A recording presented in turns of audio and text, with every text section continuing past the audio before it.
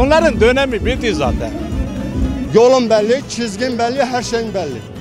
Irkın belli, dilin belli. Zamanı müzik kefşe, erkan müzik kefşe. Kürt halkına buradan sesleniyorum. DEM Parti bizim onurumuzdur, gururumuzdur. Biz depliyiz. Ben tabii ki DEM'e vereceğim. Sonuna kadar DEM'e. Halk demokrasi istiyor, halk adalet istiyor, halk çözüm istiyor, halk hizmet istiyor. Hiçbir insanın arka bahçesi değiliz biz. Ne CHP'nin ne AK Parti'nin. Biz kendimiz yol yürüyeceğiz ve bunu başaracağız. CHP Kemalizmin kalesi olduğunu kabul ediyor. Kemalizmin Kürt halkına, Kürt atalarını yapmış olduğu, babalarını, atalarını kesmiş olduğunu hiç unutmadık, unutmayacağız. Ama bu demek değildir ki AK Parti aynı şeyleri yapmadı. 21. yüzyıldayız. Hala X dili olarak geçen bir dil konuşmamız var. 21. yüzyılda uzaya giden vatandaşlarımız var. Hala biz dilimizi konuşamıyoruz. İnsanlardan ne istediği, insanların bizden ne istediğini anlayamıyoruz. Bir beklenti içinde.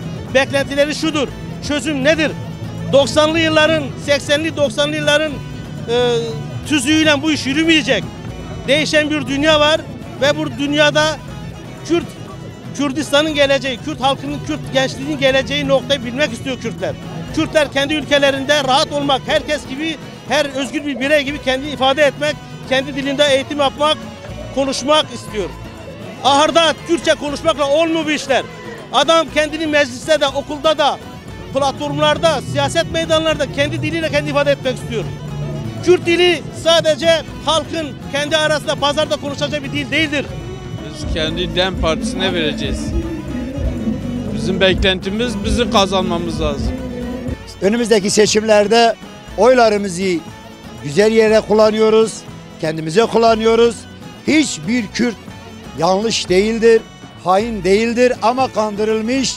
Onları da yavaş yavaş demokrasiye, insan haklarına yaklaştıracağız. DEM Parti'ye oy vereceğim. Hem Büyükşehir hem Esenyurt. Çünkü benim parti beni temsil ediyor. DEM Partici.